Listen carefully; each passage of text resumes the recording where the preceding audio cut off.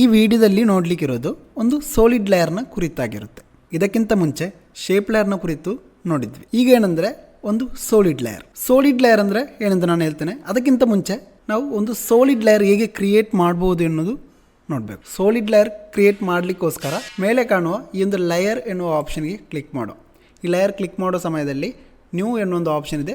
ಇದರಲ್ಲಿ ನಮಗೆ text, solid, light, camera, null object, shape, adjustment, content aware fill ಈ ಥರ ಸ್ವಲ್ಪ ಆಪ್ಷನ್ಗಳಿರುತ್ತೆ.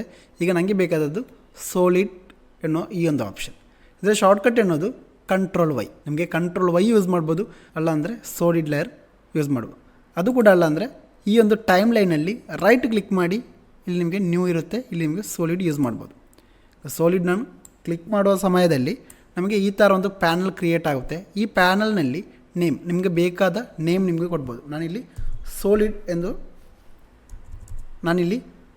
ಎಂದು ನೇಮ್ ಕೊಡ್ತೇನೆ, ಸಾಲಿಡ್.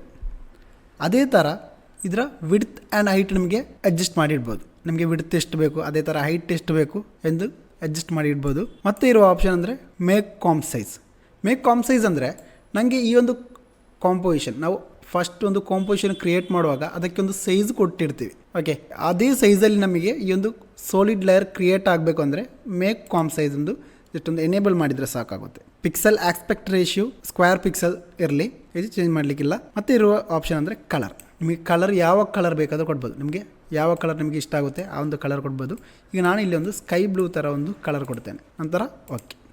ಈಗ ನೋಡಿದರೆ ನಮ್ಮೊಂದು ಕಾಂಪೋಸಿಷನ್ಗೆ ಕರೆಕ್ಟ್ ಫಿಟ್ಟಾಗಿ ಈ ಒಂದು ಸಾಲಿಡ್ ಲೇಯರ್ ಎನ್ನುವ ಒಂದು ಆಪ್ಷನ್ ಕ್ರಿಯೇಟ್ ಆಗಿದೆ. ಅದೇ ನಾವು ಮೊದಲು ನೋಡಿದೊಂದು ಆಪ್ಷನ್ ಆಗಿರುತ್ತೆ ಈ ಒಂದು ಶೇಪ್ ಲೇಯರ್. ಈಗ ನಾನು ಈ ಒಂದು ರೆಕ್ಟ್ಯಾಂಗಲ್ ಟೂಲ್ ಏನೋ ಈ ಒಂದು ಶೇಪ್ ಲೇಯರ್ ಕ್ರಿಯೇಟ್ ಮಾಡ್ತೇನೆ. ಇದು ನಮಗೆ ಈ ಒಂದು ಕಾಂಪೋಸಿಷನ್ನ ಫುಲ್ ಕವರ್ ಆಗಿ ನಮಗೆ ಕ್ರಿಯೇಟ್ ಆಗಬೇಕು ಅಂದರೆ ಇಷ್ಟು ಡಬಲ್ ಟ್ಯಾಪ್ ಮಾಡಿದರೆ ಸಾಕಾಗುತ್ತೆ. ಇದೊಂದು ಕಾಂಪೋಸಿಷನ್ ಫುಲ್ಲು ಕವರ್ ಆಗಿ ನಮಗೆ ಕ್ರಿಯೇಟ್ ಆಗಿದೆ. ಈಗ ಫಿಲ್ ಎನ್ನೋದು ನನ್ನಾಗಿದೆ, ನಾನು ಫಿಲ್ ಎನ್ನೋದು ಸಾಲಿಡ್ ಕಲರ್ ಆ್ಯಡ್ ಮಾಡ್ತೇನೆ. ನಮಗೆ ಕಲರ್ ಬೇಕಿದ್ದರೂ ಚೇಂಜ್ ಮಾಡ್ಕೋಬೋದು, ರೆಡ್ ಕಲರ್. ಸ್ಟ್ರೋಕ್ ನಮಗೆ ಬೇಡ, ಸೊ ಸ್ಟ್ರೋಕ್ 0, ಫಿಲ್ ರೆಡ್. ಈಗ ಏನಂದರೆ ಇದು ಎರಡೂ ಕೂಡ ನೋಡಲಿಕ್ಕೆ ಒಂದೇ ಥರ ಇರುತ್ತೆ.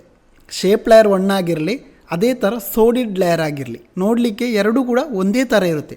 ಬಟ್ ಇದರಲ್ಲಿ ತುಂಬ ವ್ಯತ್ಯಾಸಗಳಿವೆ. ಈಗ ನಾವು ನೋಡಿದರೆ ಇಂದು ಶೇಪ್ ಲೇಯರ್ 1 ಎನ್ನುವ ಒಂದು ಆಪ್ಷನ್ ಜಸ್ಟ್ ಒಂದು ಹೈಡ್ ಮಾಡಿ ಇಡ್ತೇನೆ. ಈಗ ನೋಡಿದರೆ ನಮಗೆ ಸಾಲಿಡ್ ಲೇಯರ್ ಎನ್ನುವ ಆಪ್ಷನ್ ಕಾಣುತ್ತೆ. ನೋಡಲಿಕ್ಕೆ ನಮಗೆ ಎರಡೂ ಕೂಡ ಒಂದೇ ಥರ ಇರುತ್ತೆ. ಈಗ ಏನಂದರೆ ಈಗ ಈ ಒಂದು ಶೇಪ್ ಲೇಯರ್ 1 ಎನ್ನುವ ಆಪ್ಷನ್ ಸೆಲೆಕ್ಟ್ ಮಾಡಿ ನಾನೊಂದು ರೆಕ್ಟ್ಯಾಂಗಲ್ ಕ್ರಿಯೇಟ್ ಮಾಡ್ತೇನೆ. ಈ ಒಂದು ರೆಕ್ಟ್ಯಾಂಗಲ್ ಕ್ರಿಯೇಟ್ ಮಾಡಿದೆ. ಈ ರೆಕ್ಟ್ಯಾಂಗಲ್ನ ಕಲರ್ ವೈಟ್.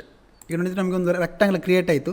ರೆಕ್ಟ್ಯಾಂಗಲ್ ಕ್ರಿಯೇಟ್ ಆದದಂದರೆ ಈ ಶೇಪ್ ಲೇಯರ್ 1 ಎನ್ನುವ ಆಪ್ಷನ್ ಒಳಗೆ ಆಗಿರುತ್ತೆ. ಅದೇ ಥರ ನಾನು ಏನು ಮಾಡ್ತೇನೆ ಅಂದರೆ ಈ ಒಂದು ಶೇಪ್ ಲೇಯರ್ 1 ಒಳಗಿರೋ ಈ ರೆಕ್ಟ್ಯಾಂಗಲ್ 2 ಜಸ್ಟ್ ಡಿಲೀಟ್ ಮಾಡ್ತೇನೆ. ನಂತರ ಈ ಒಂದು ಸಾಲಿಡ್ ಲೇಯರ್ 1, ಈ ಸಾಲಿಡ್ ಕಲರ್, ಈ ಒಂದು ಶೇಪ್ ಲೇಯರ್ 1 ಜಸ್ಟ್ ಒಂದು ಹೈಡ್ ಮಾಡ್ತೇನೆ. ಅದೇ ಥರ ಈ ಸಾಲಿಡ್ ಲೇಯರ್ ಸೆಲೆಕ್ಟ್ ಮಾಡಿಕೊಂಡು ನಾನೊಂದು ಶೇಪ್ ಇಲ್ಲಿ ಸೆಲೆಕ್ಟ್ ಮಾಡಿದೆ. ನಂತರ ನಾನೊಂದು ಗ್ರ್ಯಾಬ್ ಮಾಡೋ ಸಂದರ್ಭದಲ್ಲಿ ನಮಗೆ ಕಾಣ್ಬೋದು ಇದು ಆದದ್ದೇನು ಮಾಸ್ಕ್ ಆಗಿರುತ್ತೆ. ಇದು ಆದದ್ದು ಸಾಲಿಡ್ ಮತ್ತು ಶೇಪ್ ಲೇಯರ್ನ ವ್ಯತ್ಯಾಸ ಏನಂದರೆ ಶೇಪ್ ಲೇಯರ್ ನಮಗೆ ಸೆಲೆಕ್ಟ್ ಮಾಡಿ ಒಂದು ಶೇಪ್ ಕ್ರಿಯೇಟ್ ಮಾಡೋದಾದರೆ ನಮಗೆ ಅದು ಏನೂ ಆಗಲ್ಲ, ಅದರ ಒಳಗೆ ಆಗಿರುತ್ತೆ ಇನ್ನೊಂದು ಶೇಪ್ ಕ್ರಿಯೇಟ್ ಆಗೋದು. ಬಟ್ ಸಾಲಿಡ್ ಕಲರ್ ಸೆಲೆಕ್ಟ್ ಮಾಡಿ ಒಂದು ಶೇಪ್ ಕ್ರಿಯೇಟ್ ಮಾಡೋದಾದರೆ ಅದೊಂದು ಮಾಸ್ಕ್ ಆಗಿರುತ್ತೆ ಆಗೋದು. ಈಗ ನೋಡಿದರೆ ನಮಗೆ ಇಲ್ಲಿ ಮಾಸ್ಕ್ 1 ಎಂದು ಆಪ್ಷನ್ ಕಾಣುತ್ತೆ. ಇದು ಬೇಕಾದ್ರೆ ನಮಗೆ ಇನ್ವರ್ಟ್ ಮಾಡ್ಬೋದು. ಇಲ್ಲಿ ಇನ್ವರ್ಟ್ ಮಾಡುವ ಆಪ್ಷನ್ ಇವೆ. ಜಸ್ಟ್ ಇದು ಎನೇಬಲ್ ಮಾಡಿದರೆ ಇದು ಇನ್ವರ್ಟ್ ಆಗುತ್ತೆ. ಈಗ ನೋಡಿದರೆ ಇಲ್ಲಿ ಬ್ಲ್ಯಾಕ್ ಆಯಿತು, ಇಲ್ಲಿ ನಮಗೆ ಬ್ಲೂ ಕಲರ್ ಬಂತು. ಅದೇ ನಾವು ಇನ್ವರ್ಟ್ ಆಫ್ ಮಾಡಿದರೆ ಇಲ್ಲಿ ಬ್ಲೂ ಕಲರ್, ಇಲ್ಲಿ ಫುಲ್ ಬ್ಲ್ಯಾಕ್. ಅದೇ ಥರ ನಾನು ಏನು ಮಾಡ್ತೇನೆ, ಇದಕ್ಕೊಂದು ಇಮೇಜ್ ಕೂಡ ಆ್ಯಡ್ ಮಾಡಿರ್ತಾನೆ. ನಿಮಗೆ ಆಗ ಕ್ಲಿಯರಾಗಿ ನಿಮಗೆ ಗೊತ್ತಾಗುತ್ತೆ. ನಾನೊಂದು ಇಮೇಜ್ ಕೂಡ ನಾನು ಇದಕ್ಕೆ ಆ್ಯಡ್ ಮಾಡಿಡ್ತೇನೆ. ಇಲ್ಲೊಂದು ಇಮೇಜ್ ಇದೆ.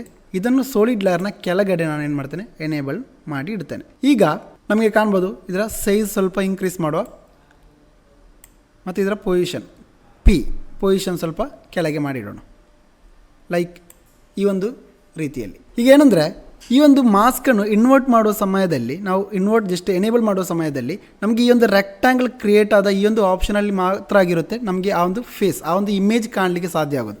ಅದೇ ನಾನು ಇದನ್ನು ಡಿಸೇಬಲ್ ಮಾಡೋ ಸಂದರ್ಭದಲ್ಲಿ ಆ ಒಂದು ಶೇಪ್ ಲೇಯರ್ ಬಿಟ್ಟು ಬಾಕಿ ಎಲ್ಲ ಆಪ್ಷನ್ಗಳಲ್ಲಿ ನಮಗೆ ಈ ಒಂದು ಇಮೇಜ್ ಕಾಣ್ಬೋದು. ಅದೇ ಥರ ಈ ಒಂದು ಮಾಸ್ಕ್ 1 ಎನ್ನುವುದು ನಮಗೆ ಇಲ್ಲಿ ಕಾಣ್ಬೋದು. ನಾನು ಈ ಒಂದು ಆರೋ ಮಾರ್ಕ್ ಎನೇಬಲ್ ಮಾಡುವ ಸಮಯದಲ್ಲಿ ಇಲ್ಲಿ ನಮಗೆ ಸ್ವಲ್ಪ ಆಪ್ಷನ್ಗಳಿವೆ.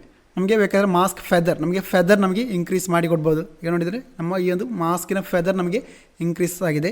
ಅದೇ ಥರ ಒಪ್ಯಾಸಿಟಿ ಎಷ್ಟು ಬೇಕು ಅಷ್ಟು ನಮಗೆ ಒಪ್ಯಾಸಿಟಿ ಕೂಡ ನಮಗೆ ಇಲ್ಲಿ ಇನ್ಕ್ರೀಸ್ ಮಾಡಿ ಇಡ್ಬೋದು. ಓಕೆ, ನಂತರ ಇರೋ ಆಪ್ಷನ್ ಅಂದರೆ ಮಾಸ್ಕ್ ಎಕ್ಸ್ಪೆನ್ಷನ್ ನಮಗೆ ಎಷ್ಟು ಬೇಕು ಅಷ್ಟು ನಮಗೆ ಮಾಸ್ಕ್ ಎಕ್ಸ್ಪೆನ್ಷನ್ ಮಾಡಿ ಇಡ್ಬೋದು. ಮತ್ತೆ ಇರೋ ಆಪ್ಷನ್ ಏನಂದರೆ ಈ ಒಂದು ಸೆಲೆಕ್ಷನ್ ಟೂಲ್ ಸೆಲೆಕ್ಟ್ ಮಾಡಿ ನಮಗೆ ಏನು ಮಾಡ್ಬೋದು, ಈ ಮಾಸ್ಕ್ ನಮಗೆ ಹೇಗೆ ಬೇಕಾದ್ರೆ ನಮಗೆ ಗ್ರ್ಯಾಬ್ ಮಾಡಿಡ್ಬೋದು. ನಮಗೆ ಯಾವ ಥರ ಬೇಕಾದ್ರೆ ನಮಗೆ ಏನು ಮಾಡ್ಬೋದು, ಈ ಒಂದು ಮಾಸ್ಕನ್ನು ಗ್ರ್ಯಾಬ್ ಮಾಡಿ ಇಡ್ಬೋದು. ಇದಾಗಿರುತ್ತೆ ನಮ್ಮ ಸೋಲಿಡ್ ಮತ್ತು ಶೇಪ್ ಲೇಯರ್ಗಳ ವ್ಯತ್ಯಾಸ ಅಂದರೆ.